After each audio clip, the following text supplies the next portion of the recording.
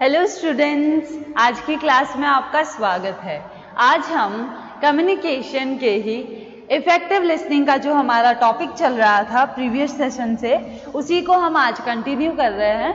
Effective listening का meaning और उसके ऑब्जेक्टिव और उसके टाइप्स हमने प्रीवियस क्लास में डिस्कस कर लिए थे। आज हम उनके प्रिंसिपल पर बात करेंगे।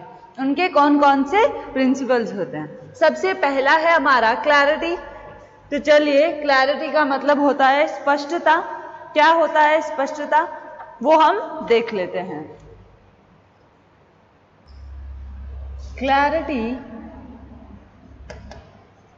इज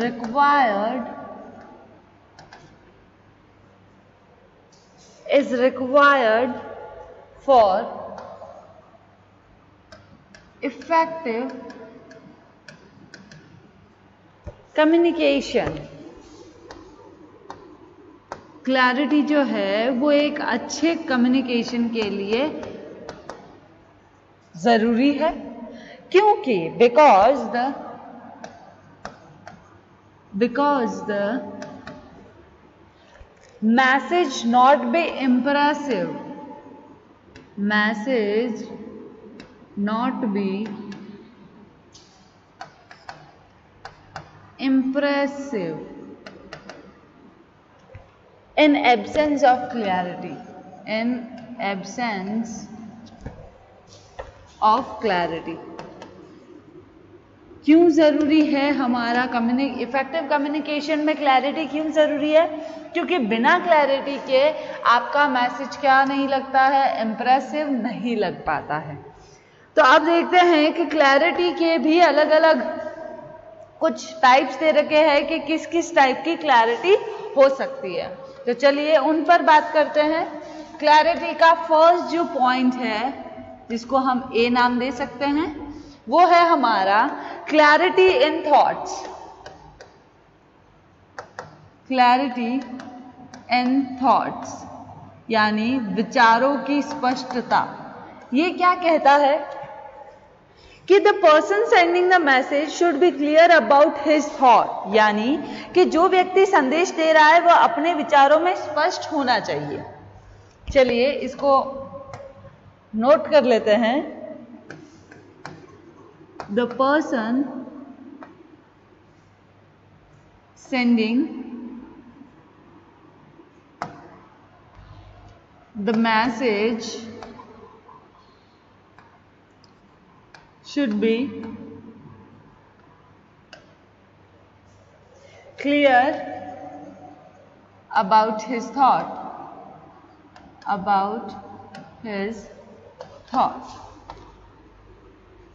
वो क्लियर होना चाहिए अपने विचारों के बारे में।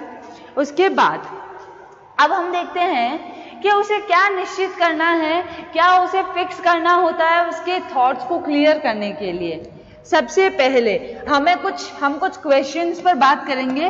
वो क्वेश्चन अगर उनके विचार में, उस पर्सन के थॉट में मिल जाते हैं, उन क्वेश्चन का आंसर, इसका मतलब है कि हमारी जो क्लैरिटी है थॉट्स की वो सही है। तो सबसे पहला क्वेश्चन है, why the message is being send, why the message is being send. हम मैसेज को क्यों भेज रहे, क्यों मैसेज दिया जा रहा है। Second one, what is the message, हमारा मैसेज क्या है, what is the message. Clear है। उसके बाद to whom the message is being given और how the message is being send. हम किसको मैसेज भेज रहे हैं और क्यों भेज रहे हैं, कैसे भेज रहे हैं, क्या होगा मैसेज। इन सारे सवालों के आंसर अगर हमको अपने थॉट्स में मिल जाते हैं तो यानी हमारे थॉट्स क्या है, क्लियर है, स्पष्ट है। क्लियर है यहां तक। चलिए, जैसे एग्जांपल है, at a drinking water facility it should be written like this, please don't waste water. जहां पर आपको पानी की व्यवस्था, यदि जैसे ट्रेन में पानी की व्यवस्था है तो वहां पर लिखा क्या होना चाहिए, प्लीज डोंट वेस्ट वाटर। इस तरह से लिखा जा सकता है। जैसे जो पब्लिक प्लेसेस होते हैं तो वहां पर क्या लिखा होता है, प्लीज डोंट स्मोक। इस तरह से आपके थॉट्स में क्लैरिटी आ सकती है।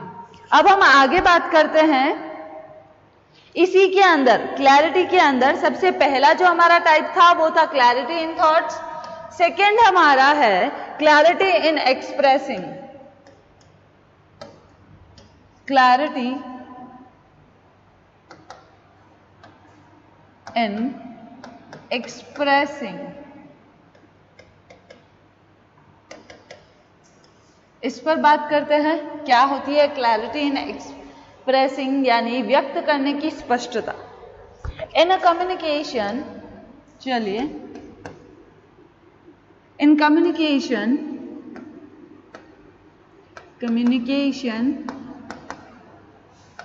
all those words should be included which increase clarity of the thoughts, clarity of the thoughts, यानी कि संचार में, कम्युनिकेशन में हमको उन्हीं वर्ड्स को यूज करना चाहिए जिनसे क्या हो, हमारी क्लैरिटी जो है वो इंक्रीज हो। क्लियर है यहां तक? If any code are being use then they should be easily understandable, यानी अगर आप कोई भी वर्ड यूज भी करते हो तो वो कैसे होने चाहिए, अंडरस्टैंडेबल होने चाहिए, यानी समझने योग्य होने चाहिए। फिर दे रख, एक सेकेंड, अंडरस्टैंडेबल होने चाहिए। फिर दे रखा है the following thing should be keep in the mind. इसमें जो ध्यान रखने योग्य बातें हैं वो दे रखी है। सबसे पहली जो बात है वो ये है, word use in the message should be simple. हमको कैसे वर्ड्स यूज करने हैं, वर्ड्स सिंपल होने चाहिए हमारे, सबसे पहली बात।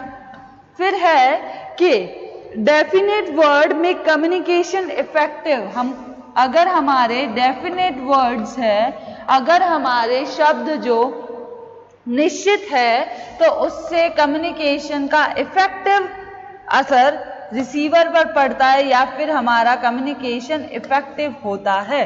क्लियर है हमारा क्लैरिटी इन एक्सप्रेसिंग। नेक्स्ट हम चलते हैं, नेक्स्ट हम बात करते हैं यूज ऑफ, क्लैरिटी का ही third part, use of right form of the words, use of right form of the words, यानी हमको जो भी बेकार, जो भी सही शब्द है उनका सही यूज, सही फॉर्म में ही उस शब्द को लेना है। The word use in the message should be used in a right form. सबसे पहला जो पॉइंट है, की point, used in a right form, is in a right form. Second keyword है हमारा कि अगर आप किसी भी, कोई भी ऐसा वर्ड यूज कर रहे हो जो मीनिंग को मैच नहीं करता है या फिर आपके कम्युनिकेशन उस मैसेज से लिंक नहीं करता है, उस वर्ड को आपको यूज नहीं करना है। क्लियर है यहां पर? अब हम बात करते हैं डी पार्ट की, ठीक है। Unwanted word should be not used like, unwanted words should be not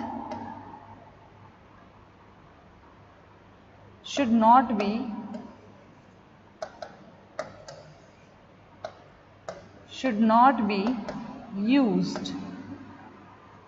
जैसे कौन कौन से वर्ड्स हो सकते हैं, जैसे आई बेग टू से, इन तरह के वर्ड्स का यूज नहीं करना है अगर आपके कम्युनिकेशन को इफेक्टिव बनाना है तो। फिर जैसे this is inform you, this is inform you, इस तरह के बेकार शब्दों का प्रयोग नहीं करना है आपके कम्युनिकेशन में। क्लियर है यहाँ तक? फिर अब हम बात करते हैं नेक्स्ट, हम बात करते हैं ई पॉइंट की। क्लैरिटी ही चल रहा है आपका। क्लैरिटी में ई पॉइंट है misleading words should not be used. Misleading words should not be used। गलत फहमी या भ्रमित करने वाले शब्दों का प्रयोग नहीं करना है। जैसे एक शब्द के दो मीनिंग निकल सकते हैं। जैसे हम एक एग्जाम्पल क्रिएट करते हैं यहीं पर, गो, डोंट सिट, यानी जाओ मत बैठो। ठीक है, ये सिर्फ कॉमा, ये जो कॉमा लगाया है उसकी वजह से, ये था हमारा फर्स्ट। अब सेकंड देखना, एक सिर्फ एक नाम मात्र की मिस्टेक की वजह से अर्थ ही बदल जाता है। डोंट गो सिट, यानी तुम मत जाओ यहीं पर बैठो, यानी कि हमको ऐसे मिसलीड वर्ड्स यूज नहीं करने हैं। क्लियर है? उसके बाद एफ पॉइंट, क्लैरिटी का लास्ट पॉइंट हमको क्या कहता है? यूज स्मॉल वर्ड्स या स्मॉल सेंटेंसेस। बड़े सेंटेंस यूज करके हम अपने कम्युनिकेशन को इफेक्टिव नहीं बना सकते। क्लियर है? यानी जो हमारा वर्ड्स है, सेंटेंस है, must be use, must be small. Clear है? ये यहाँ पर हमारा क्लैरिटी खत्म होता है। क्लैरिटी यहाँ से हमने स्टार्ट किया था, ये देखिए clarity, clarity is the thought, clarity is required for effective communication because the message is not impressive absence of clarity। उसके फिर हमने पार्ट्स देख लिए, ये देखिए। अब हम बात करते हैं सेकेंड जो हमारा पॉइंट है, सेकेंड जो हमारा पॉइंट है क्लैरिटी के बाद प्रिंसिपल में, कंसाइसनेस। कंसाइसनेस, इसका क्या मतलब होता है वो भी हम देख लेते हैं। कंसाइसनेस यानी कि संक्षिप्तता। आपको कुछ याद आ रहा है? ये हम जो प्रिंसिपल्स पढ़ रहे हैं उससे आपको पता है हमने 7 C's पढ़े थे, उससे ही मिलते जुलते हैं। I mean, हम कह सकते हैं कि ये जो दे रखे हैं ये हमारे 7 C's तो नहीं है, पर हमारे जो भी 7 C's है उन्हीं पॉइंट से रिलेटेड है। तो चलिए, कंसाइसनेस, संक्षिप्तता। Conciseness in a communication mean that the message should be deliver unchange, यानी हम जो भी मैसेज भेजना चाहते हैं संदेश प्राप्तकर्ता तक, संदेश को उसी अर्थ में हमको भेजना है। यानी हमको क्या करना है? हम हाईलाइटेड वर्ड्स लिख लेते हैं। हमको the message should be deliver unchange, the message should be deliver unchange, यानी हमको अपना मैसेज बिना चेंज किए हुए रिसीवर तक पहुंचाना है। For this selection of word should be appropriate और unnecessary word should be avoided. यानी हमको वर्ड्स कैसे लेने हैं इसमें? एप्रोप्रिएट, यानी उचित जो शब्द है उन्हीं का प्रयोग किया जाना चाहिए। फिर हमारे कि अननेसेसरी जो भी वर्ड्स है उनको हमको अवॉइड करना है। क्लियर है? यहाँ पर प्रिंसिपल्स में अगर आपको इफेक्टिव कम्युनिकेशन करना है तो आप अपने अननेसेसरी जो भी वर्ड है उनको आप क्या कर सकते हो? अवॉइड कर सकते हो। क्लियर है यहाँ तक? तो ये था हमारा कंसाइसनेस। इसी के अंदर हम आपको बता सकते हैं कि अगर जैसे आप कहते हो कि आई हैव, जैसे इसका एक एग्जाम्पल ले लेते हैं। चलिए एक एग्जाम्पल ले लेते हैं। आई हैव फॉलोड इट, मैंने उसका अनुसरण किया, ठीक है, I have followed it। हम इतना बड़ा सेंटेंस लिखने की जगह पर अगर हम ये लिख दे कि फॉलोड, शब्द सेंटेंस हमारा छोटा भी हो जाएगा, वर्ड भी अप्रोप्रिएट है, और अननेसेसरी जो इट और आई हैव ये जो थे उनको हमने अवॉइड भी कर लिया। तो यहां तक ये था हमारा कंसाइसनेस। अब हम बात करते हैं थर्ड प्रिंसिपल की। थर्ड प्रिंसिपल है हमारा कंसिडरेशन। कंसिडरेशन क्या कहता है उस पर बात करते हैं। कंसिडरेशन यानी विचारणीयता।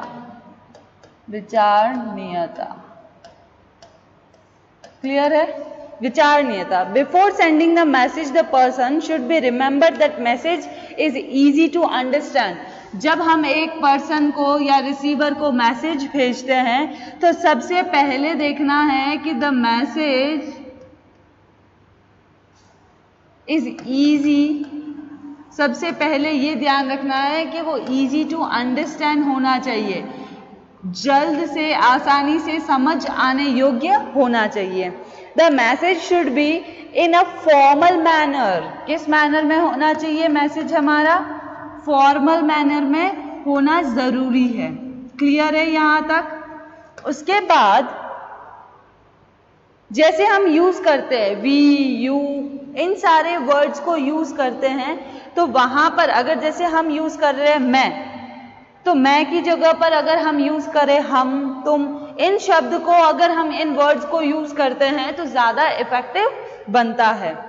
देन उसके बाद दे रखा है positive attitude is a necessary to show that you caring and considering.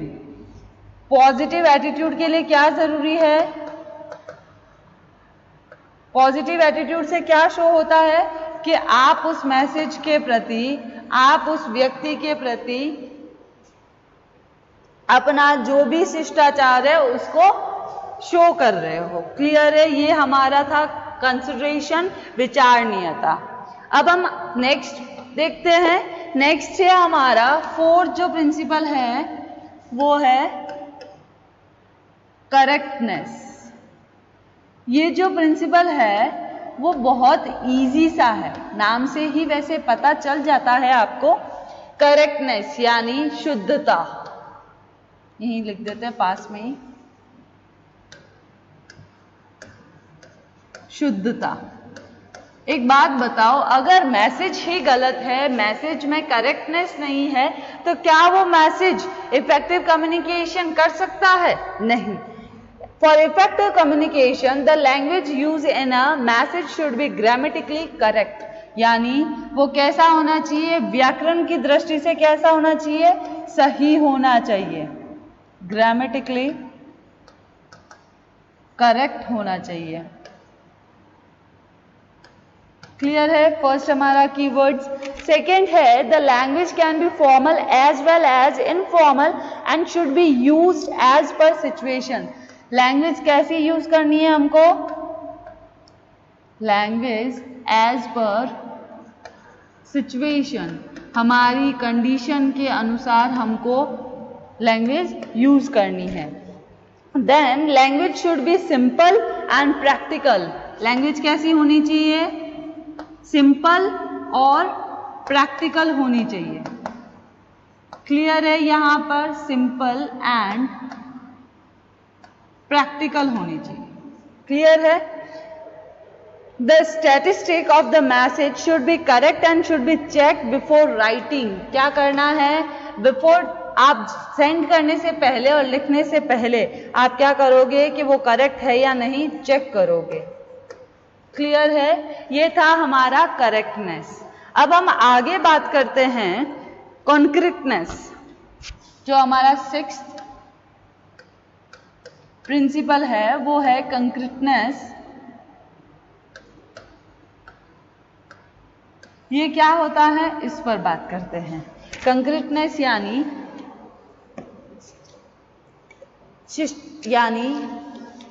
विशिष्टता। क्या होता है विशिष्टता, वो देख लेते हैं। विशिष्टता का मतलब होता है कि आपके संचार में, आपके मैसेज में हमको कुछ ऐसा विशिष्ट या स्पष्ट या निश्चित जो फिक्स फैक्ट्स को यूज करना है, जिससे सूचनाओं में जो अनस्टेबल जो भी इंफॉर्मेशन है वो हट जाए। यानी कि संचार करते समय विशिष्ट और स्पष्ट एवं निश्चित सूचनाओं का प्रयोग करना चाहिए। संचार में अनिश्चित सूचनाओं का प्रयोग नहीं करना चाहिए, क्योंकि अनिश्चितता के आधार पर लिए गए गलत साबित हो सकते हैं। देखिए, अब हम कुछ पॉइंट्स लिख देते हैं ताकि आपको ये इजीली समझ आ सके। सबसे पहला point, special fact should be included in the message। Clear है? सेकेंड है हमारा the available data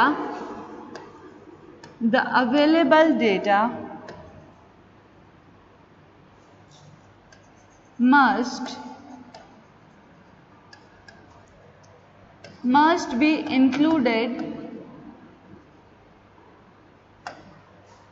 in the message। Clear है यहां तक? उसके बाद है the conclusion should be drawn only after a proper comparison of the information available। only after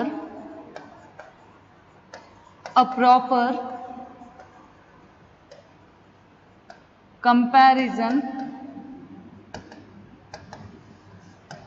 of the information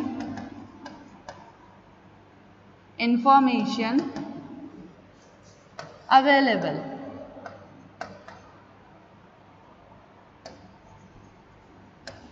clear है यहां तक? ये क्या कहता है कि संचार में उपलब्ध सूचनाओं की आपस में तुलना करके भी हमें बात कहनी चाहिए। क्लियर है?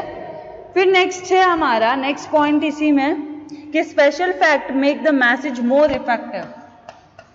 ये हम पहले ही बता चुके हैं कि स्पेशल फैक्ट हमारे मैसेज को क्या बनाता है? Fact make message more effective. Clear है यहां तक? नेक्स्ट दे रखा है कि facts given in the message make it more reliable. Facts क्या बनाते हैं? मेक इट मोर रियलाइबल, यानी अधिक विश्वसनीय बना देते हैं। फैक्ट्स अगर किसी भी मैसेज में डालोगे तो वो ज़्यादा विश्वास योग्य बन सकती है वो मैसेज, वो बात। क्लियर है यहाँ तक? ये था हमारा कंक्रीटनेस।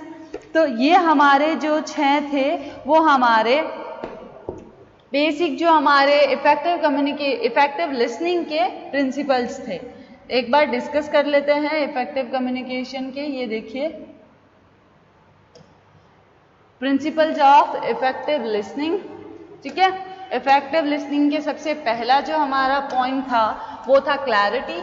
क्लैरिटी के अंदर हमने सब पॉइंट्स पढ़े थे। Clarity in thoughts, clarity in expressing, use of right form of the words and unwanted word should not be use like, ये जैसे I beg to say and this is inform you that.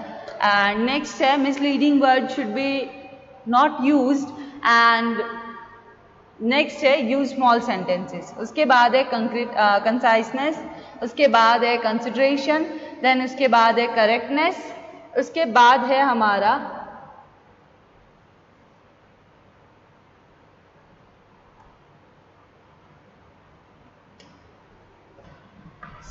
एक बीच में ही रह गया है हमारा, जो यहाँ पर हम इसको 5 नंबर दे सकते हैं। यहाँ पर ये है हमारा 5वां। अब हमारा जो लास्ट बचा है उसको हम डिस्कस कर लेते हैं। लास्ट है हमारा कर्सिटी, यानी शिष्टता। क्या होता है उस पर बात कर लेते हैं, ठीक है।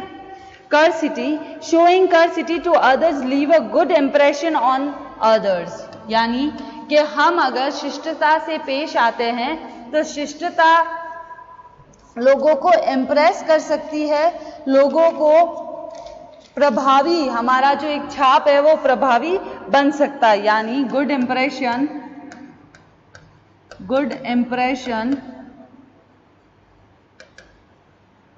ऑन अदर्स, ठीक है। उसके बाद courtesy is the basic principle of effective communication. Being courtesies to other make them feel more important. Courtesy, अगर हम शिष्टता से किसी से बात करते हैं तो हम उनको क्या फील करवा सकते हैं, मेक मोर इम्पॉर्टेंट, हम उनको ज्यादा महत्वपूर्ण फील करवा सकते हैं। इस तरह से जैसे हम वर्ड्स यूज कर सकते हैं, आई एडमायर यू, ठीक है, जिससे उनको बेटर फील होगा, आपके सम्मान योग्य। फिर है आई रेस्पेक्ट यू। इस तरह के आप वर्ड यूज कर सकते हो अपने कम्युनिकेशन में, जैसे your frame is worth admiring, you are respectable. इस तरह से आप इन वर्ड्स को यूज कर सकते हो। तो ये था हमारा 6th और लास्ट पॉइंट, कर्सिटी। कंसाइजनेस देख लिया था, कंसिडरेशन देख लिया था, करेक्टनेस, कॉन्क्रीटनेस एंड लास्ट वन है हमारा कर्सिटी। तो इसी के साथ ये जो हमारा इफेक्टिव लिसनिंग के जो प्रिंसिपल्स का जो टॉपिक था वो यही खत्म होता है। क्लियर है? ये था हमारा इफेक्टिव लिसनिंग का प्रिंसिपल्स। तो आज की क्लास हम यही खत्म करते हैं। नेक्स्ट क्लास में हम इसी के आगे कंटिन्यू करेंगे कि हमारे बेसिक पॉइंट्स देखेंगे इफेक्टिव लिसनिंग के, और इफेक्टिव लिसनिंग के ऑब्जेक्टिव पर बात करेंगे। तो आज की जो क्लास है वो यही खत्म करते हैं। Thank you.